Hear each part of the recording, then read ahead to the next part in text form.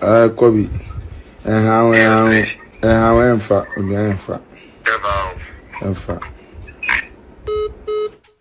Kobe narrow atasi. Charlie Emfa. It's the coded language of Emfa. Like Kobe now, he's realized that Charlie, this is not going to be a victim. You see, there are so many people who fall for it every single day. Whether it's mobile money, whether it's their banks, people are finding ingenious ways. They call it social engineering. Find ingenious ways of making you give up information. And look, let's be fair. Not every customer in this country, not every Ghanaian is so tech savvy or understands the ways of these fraudsters. You know, so how do we all protect ourselves? You know, or some people. How do the banks protect? You know, some people go to these merchants, right? Give them their phone because it's an old person. She can't really operate this. Then says, "Oh, I know that I'm supposed to have some code." Mentions it to the lady. The lady would actually go through the process and withdraw the money. The fear is that something she's supposed to keep to herself may now be unleashed to others who may pass it on, even bystanders who are in the queue and all of that, equally getting access to it. I think we should have another layer of protection for people most exposed to some of these schemes. Raymond, the facts are scary. Okay, so I learned in my preparation for this conversation that research done by the banking industry itself reveals that 70% of e-banking customers use their date of birth as their password. But date of birth, you see, it's not surprising because some of the things you can't remember. Yeah. Sometimes the password, they say do a complex one. You do then 2 days later, you've forgotten about it. But you have trouble. I can't keep and you use one password for everything. They say it's not good too.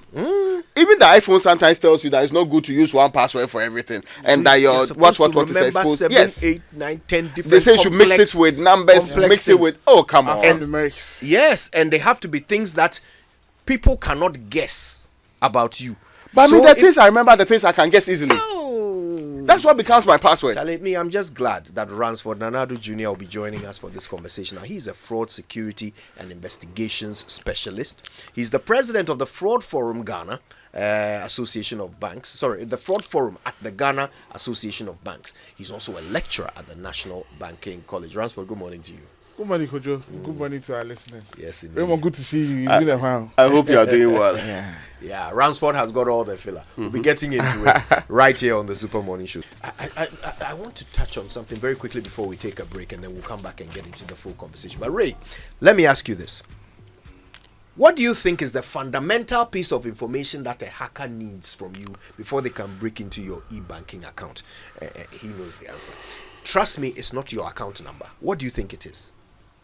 The PIN? It's your telephone number. Meboa. That's a foundation. Yeah. Hey. Tell us why before we take a break.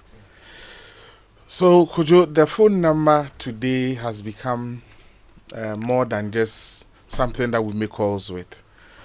Within the digital space, you are identified by that unique MSISDN, which we call the phone number, those 10 digits. So, in so many e-banking platforms, the phone number is linked to your account number. And that's the easiest to be referenced. We call you on that. So it has become very attractive. Wow. So the account number is marked behind. But if you're a customer, the phone number that you give to your financial institution is just like an account number. Wow. I want you to think about that while we take this break, okay? Because look, how many times on a platform, WhatsApp platform, someone comes and asks, can I get a contact for so and so? And then 5 people will all provide the phone number immediately. Whenever you share someone's phone number without the person's permission, you are in some cases essentially sharing his account number. How comfortable are you with that? Today we're going to learn a few things, okay? First of all, we're going to figure out how this whole fraud thing happens, okay? Through that information, we can all protect ourselves better. But also, we're going to get to the bottom of whose responsibility it is to protect our money, okay? Whose responsibility is it? And what recourse do you have if you become a victim of fraud? We're going to figure out all these things together. We'll also give you a chance to ask him some questions since we have him here with us. So let's start from the beginning, Ransford. I'm at home and I get a phone call. Somebody claims to be calling me from my bank. How did they even know that I'm a customer of that bank? Okay, Kojo, thank you. So today, convenience that we all look for. Customers want convenience. They don't want to enter brick and mortar before they transact. Yeah. Not only in banking, in telecom, in insurance, everybody wants to remotely have access to a service. And so, open banking, WhatsApp banking, digital banking, Momo, USSD, and the likes, just by a phone call and you have a service. The fraudsters have seen that this is the channel of convenience that everybody loves, so they're exploiting it. The first means is what we call social engineering, where you receive phone calls purporting to be coming from your bank. You receive SMS purporting to be coming from your bank. And unfortunately, the security that the bank has given to the customer, the key is in your hands, in the form of a PIN, in the form of a password, in the form of a token. Some of these callers call, and then the customers hand over these tokens to them. Now, remember that before somebody will wake up to practice social engineering, he needs to do research. From social media, from getting closer to people who are affiliated to your driver, who you continue to send to the bank, from your own conversations on social media, they get to know that, okay, this is a phone number and it has a bank account there. So we can call and trick the person. Sometimes we have seen other compromises that may not necessarily come from customers. In today's day and age where we are doing a lot of integration, APIs, third-party systems are being connected. Help us understand that, break it down. What are APIs and third-party systems? So you are in a bank and you are getting a service in partnership with a telecom company. For instance, if you are sending Momo from your bank app, you'll be able to see the identity of the person at the other side. So just to let you know that if I just picked your phone number and I try to send you Momo, the telecom company will let me know who I'm sending the money to. Right. It is an integration between the bank and the telco. So just a simple check. I try to send you one CD, and then Kojo Yankson comes up as your name. I have done my research. I now know the name behind the phone number. So I greet you and mention your full name, and you're excited. Right. So the social engineers or the fraudsters also do some research before they attack. So I mentioned earlier the phone number, our utterances, our posts on social media is the surest way for people to get to know your phone number, your date of birth. And one may ask, does it mean that the banks are always clean? The answer is no. There have been some few occasions where some individuals who work in a bank have also been tricked in divulging information. Some people have willingly given information out. But these are very few. And I need to say that this conversation should not scare people, Kojo. The banks process billions of transactions every hour. The few ones that get into wrong hands are the ones that we make noise about because he can't pay the day. And when somebody is losing money in this day and age, it means that a conversation like this needs to take place. Yeah. So to answer your question, the criminals do a lot of research, and there are different ways by which they come across this information through our own posting, through our own relationships. We have investigated cases where drivers are behind the attacks of their bosses. We have investigated cases where husbands are those who have stolen monies and sent to different wallets of accounts that belong to their girlfriends. We have investigated cases where roommates have actually taken the card details of their own friends and gone to make withdrawals at the ATM. So, to answer your question, there is no simple answer how this happens until investigations has taken place, where we delve deep into how these people got this information, where they send the monies to, and who the beneficiaries are. Sometimes just getting to the beneficiary closes the case because it happens to be a son, it happens to be a daughter, it happens to be a husband, or sometimes it even goes outside the jurisdiction, and those are the cross-border ones that is very difficult to track and investigate. Wow. So I think the wisdom of our elders still applies, that if a baby has card you, please check your ontumem, because it's usually somebody near you. Yes. Who has, oh my goodness, what a pity. We're talking to Ransford Nana Addo Jnr. and we're learning all about fraud and security as it pertains to our bank accounts, our, electronic, money management systems, okay? And we want to know how it all works so that we can better protect ourselves. All right, so now you've received a phone call and they are asking you for details. I want us to clarify something. We read these messages from banks and they always say, we will never call you and ask you for your PIN. We will never call you and ask you for this and that. What is the rule? Well, is there any circumstance under which your bank will call you and need you to provide them with information? Yes, Kujo. So there are times where banks will call you and will have to authenticate certain things that you have given. Depending on the bank, there are times where there are some security questions that are asked, because indeed you are not coming to see us face to face. So you might have given us your son's first name. So when we are speaking to you, to be sure, because even the number you have called, it can be that somebody else have picked it through a call divert, through a SIM swap. I'll come to those ones. So, but you are talking about when we call the bank. Yes. I'm asking whether the bank will ever call me and ask for your PIN. No. So indeed, those are no-going areas where, because PIN is not stored, and whoever is asking you for your PIN, it's not as if the bank has everybody's PIN rating and we are checking it. The PIN is fed into the system and encrypted, and it is for digital transactions. When you enter the code and it matches with what is on the system that nobody can read, then you are allowed in. So if anybody calls you and says that we want you to confirm your password, we want you to mention your PIN, we want you to mention a code that you have been sent, which is a one-time password. And Kojo, if you receive any of these messages, you would even see that every transaction, from telecom to banking to insurance to even groceries, they will tell you that do not share your one-time password. So the instruction is written there. So if anybody calls you purporting to be coming from the bank, that tells you not to share your one-time password, then obviously you are dealing with a criminal. Yeah, very important. So a call to you where they are asking you for all of these details, it's fraudulent. But it's different from when you call the bank. When you call the bank, you will be authenticated. They will ask you some security questions that you have given to them. But it doesn't include your PIN and your password for doing transactions. Because nobody sees these things. And I want listeners to take notice of this.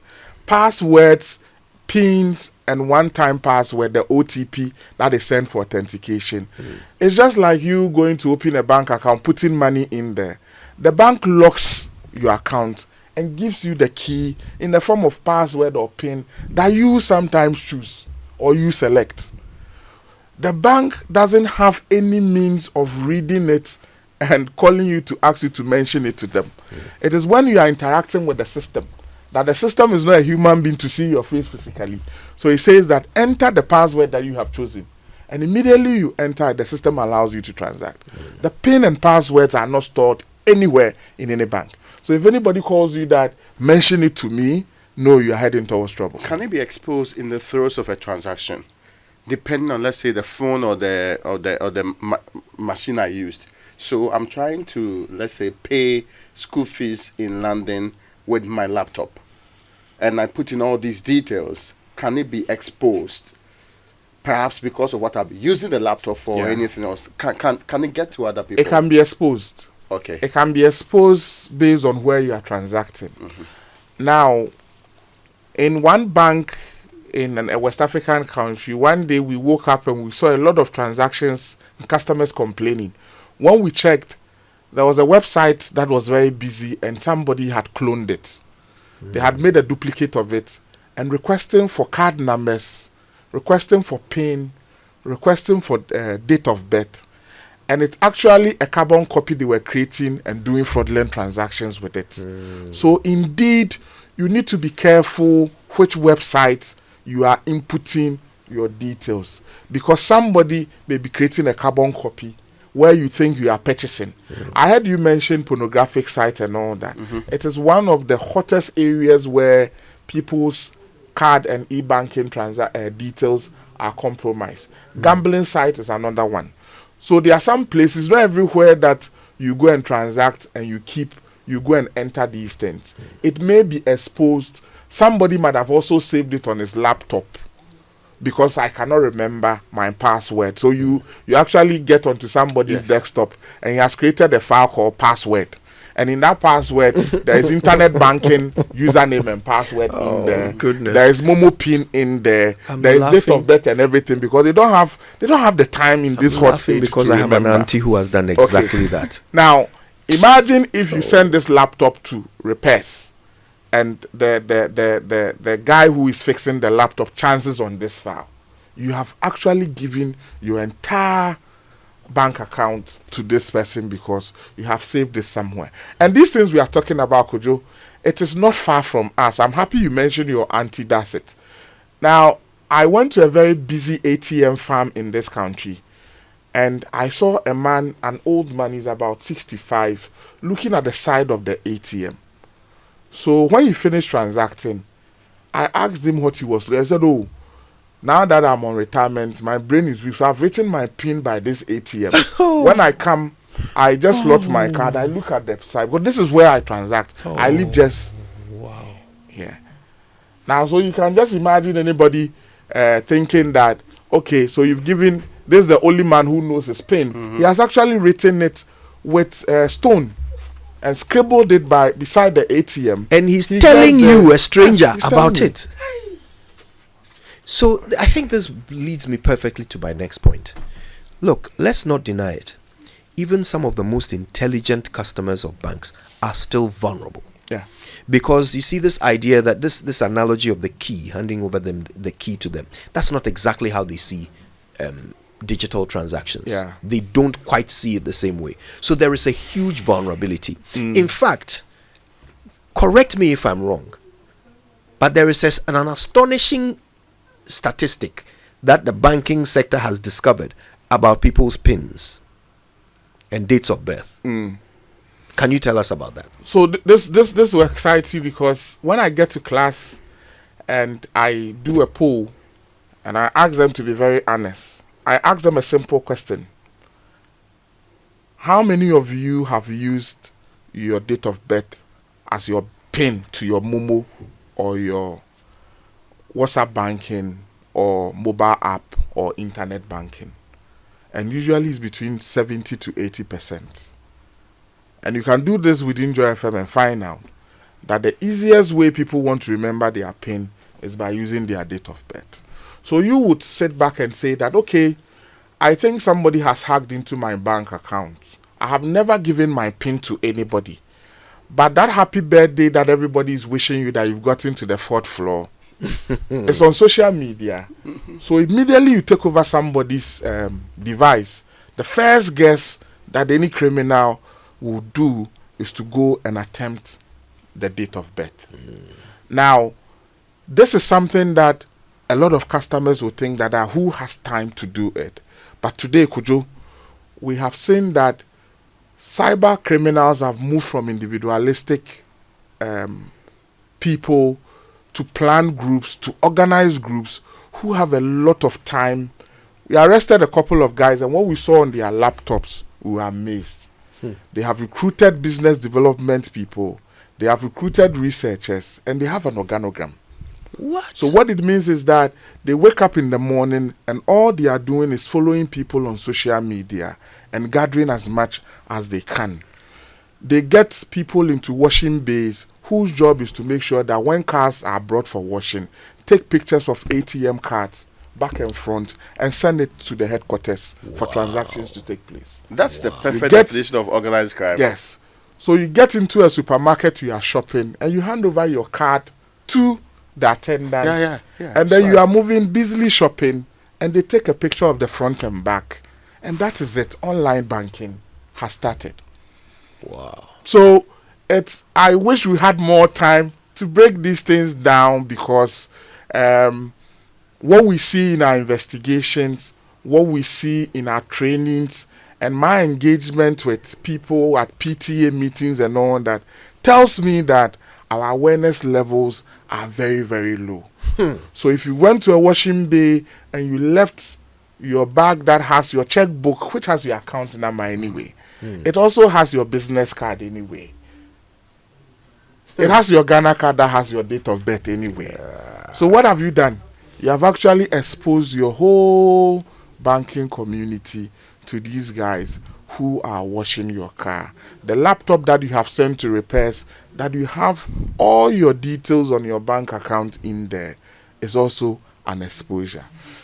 Ransford, by the way, if you just joined us, we're talking to Ransford Nana Addo Jnr. Thank you so much for joining us on X Space for this conversation and for tuning in to Love FM in Kumasi and ATL FM in the Central Region. This is an all-important national conversation. Ransford Nana Addo Jnr. is a fraud, security and investigation specialist, and he's educating us on how these things happen. We're trying to figure it all out and find our place in the protection detail for our money. Find our own role that we should be playing in keeping our money safe. Now, Ransford, you have really demonstrated that there are indeed very vulnerable people using the banking system. Look, and it's not about how educated you are. Raymond, what he just said about the washing bays, did you know it before? Not at all. And you see, you not suspect that because No.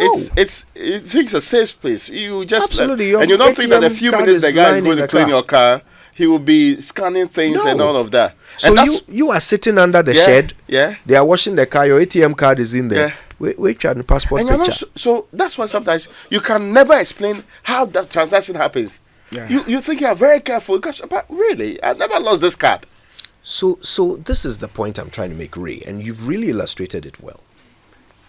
Vulnerability is not about people not following instructions or people not knowing that they should protect their PIN and not give it to someone over the phone. Sometimes you can do everything that you believe is right and you will still be victimized.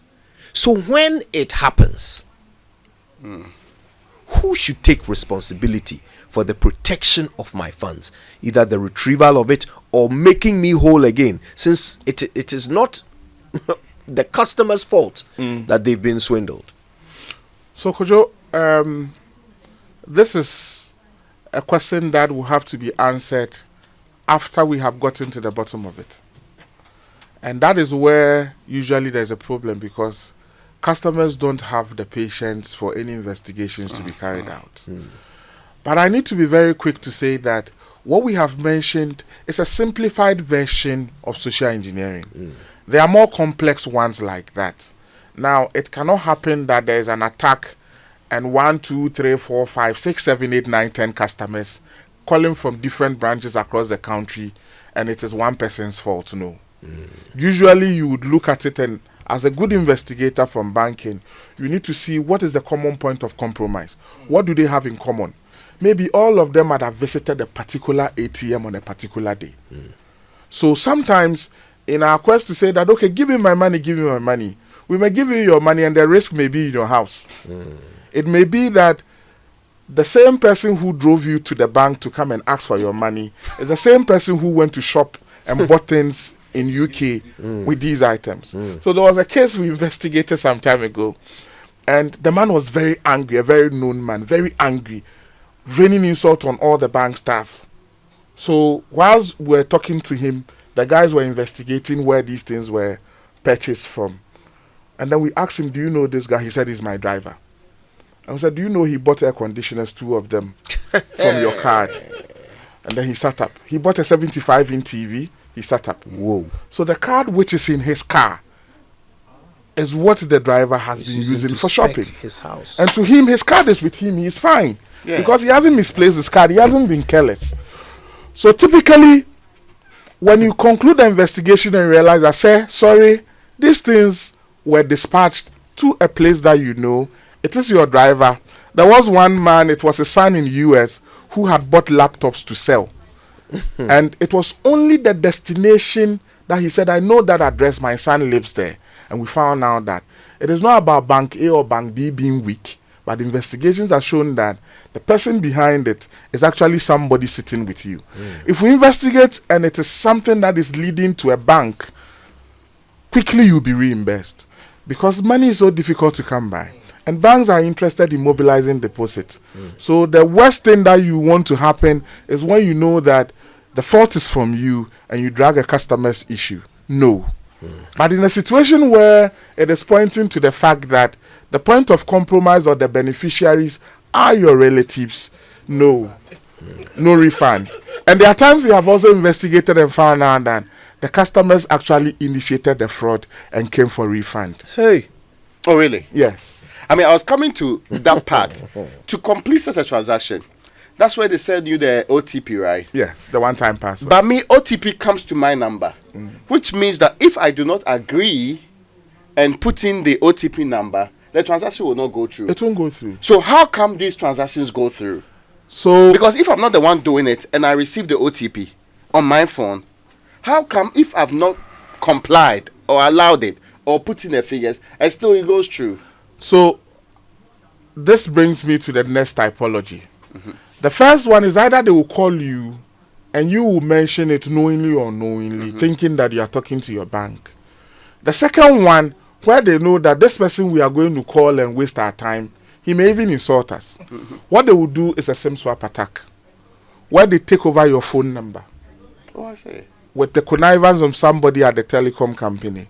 They will swap your SIM, you will lose reception, and the one-time password will come to them for them to complete the transaction. So, Kojo, if you are sitting in this room and you realize that your network is gone off and other people have network, you have restarted your phone, is not working, it could be that you are becoming a victim of a digital attack coming from a SIM swap. The next one could be a call divert, where the conversation that is supposed to happen between customer and bank is diverted to a fraudster who approved the transaction and say, bank, go ahead and allow this transaction. Wow. So this is what I'm saying. So look, is it really about who committed the fraud, or is it about whether the bank's systems could have prevented it? Okay. Now, again, if you look at the instance that Raymond gave, we sent you the code, which is the key to your account, and you gave it to another person. Now let me play let me step out of banking a little bit and ask a question. When you had an agreement with your bank that anytime that I am going to transact, call me on this number, the bank called you, the fraudsters are taking over your SIM from your telco, who bears the liability? Oh, I see. The code was sent to your phone, your number was swapped, who bears the liability? These are all questions that can only be answered after investigations. And the complexity is that nobody has the patience for investigations to come to an end. Because it's money. You need It's to money. give me my No one money. can walk around without it. You understand? How easy is it to get my money back if it's been stolen digitally? Surely you should be able to track it and get it back. Okay, so, Kojo, let me say that, and I said this earlier, I don't want people to panic and say, hey, we're not safe to keep money in bank account. There are millions of transactions that are processed every hour from banks in this country. Now, banks have systems. Some of these attacks are actually sometimes identified by the banks because of the 24/7 monitoring in place, where you see awkward transactions and you call the customer to speak to the customer about it. So sometimes these transactions are blocked and the monies does not leave. We're able to reach out to our partners. If it's another bank, we're able to call them and they hold the money. It can be a telecom company, we call them and then we halt it. Now, those monies that leave this country, the cross-border transactions are very difficult to get back. Now, those ones that go to numbers that are registered, wallets that are registered, that are done genuinely, it is also easy to trace who is behind that number. But in situations where you even go and find out whose ID has been used to register that moment, the person doesn't have an idea, it becomes difficult finding out who the main beneficiaries were. Like I mentioned earlier on, immediately happened and the banks realized that this cannot be a story of one individual who wants to make profit out of the bank. This is also not a story about just one person who is being greedy, and we look at the dynamics of it, the banks may credit your account with the money before investigations begin. But like I have said, there are times where it is in the interest of even the customer to wait and let us investigate and find out who is actually behind it. Because you may credit that account, the person may move money from one bank to the other because this bank is not safe. And the same person who is doing it is so close to him or her. So it depends on what has happened to answer the question whether it is easy to get your money back or not. It depends on what has happened, the level of compromise by the customer or the bank or the staff of the bank, if you like, and also where the monies were sent to and what were purchased. There are times where if it was used for online shopping, could you be able to call and say, hey, this shop, we are calling from this bank, this customer has denied the transaction, do not ship the items, hold on, and we are able to salvage the remains. Now, let me take this opportunity to say that the social engineering fraud typology looks so genuine, and I have listened to some of the recorded conversations between the criminals and the customers, and some of them look very genuine. They speak very good English nowadays. So please do not fall prey because, oh, this one, it is not somebody with some bad English who called, so let me give the details out. Now, there are some signals for you to realize that this is a scam, and that is what I hope that listeners will take notice of it. One, when it seems it is too good to be true. No bank in this country is telling you that we update your Ghana card or bank record for you remotely. That is not happening. If anybody calls you and say that we are calling from your bank, the other trick is that they have registered this fraudulent SIM cards through caller. And so when they call, it comes with the names of the bank and it makes people fall prey. So you see the number coming as bank A, bank B, or so and so bank. Still do not fall prey. It is a true caller trick. The next one is that sometimes they put you on hold and they play the jingle of your bank for you to hear at the bank. So you also think that, okay, this is genuine. Again, don't fall prey to it. The next thing is that no bank will ever ask you to share your PIN, your password, or your OTP. These guys come under urgency that we are closing your bank account. The deadline for us to do the upgrade is due. When there's a sense of urgency, sense danger, that this could be somebody pushing me. Because some of the audios that we have listened to, the customers actually tell them that, oh, I'm not too far from the banking hall, I'll come there. And they say, no, don't come. Hey. The fraudsters will put pressure. If you don't come, the Bank of Ghana has directed that we update your account or we close it. Yeah. So when they are threatening you, no bank staff will call you with a sense of urgency, also threatening you, and will not even allow you the option of walking in the banking hall. So please, let's take notice of this. There is one that I witnessed last week, and I think that the guys are doing it. They call and they begin to say that we are calling from your bank. Mention your Visa card, the one that starts with 48, and everybody, so they have started mentioning, so it means that they are from the bank. No. The first the 6 digits of a card number is universal. Everybody knows it's called bank identification number. You can go online and check. Every Visa card starts with 4. Every MasterCard starts with 5. Yes. So immediately somebody calls and begins to mention the first digit, and you think that because of that, oh, he knows my card number already, so let me give it out. You are falling prey. The first 6 digits of every card number, if I take it on Google now, I'll be able to tell you the bank that card belongs to. And this is what is making people fall prey, because they will just go and do their research, mention the first 6 digits we call the bank identification number, and then you go ahead and give the rest. Also, do not think that without your PIN, your card cannot be used. Your card can be used online, even without your PIN. And so if anybody tells you that we have initiated a transaction and we need you to give us the code, they are actually taking the key that the bank has given to you to defraud you. So let's be on the watch out. Wow. There is more. By the way, this is just the tip of the iceberg. On Thursday, we are breaking this thing down. It's for your benefit, so please don't miss it. Ransford will be back, and of course, we'll take all of your questions. Ransford, we can't thank you enough for spending time with us this morning. It's always great to be here, Kojo. Indeed. Ransford Nana Addo Jnr. is a fraud, security, and investigations specialist. He's the president of the Fraud Forum at the Ghana Association of Banks. He's a lecturer at the National Banking College, and he was our guest today on the Super Morning Show.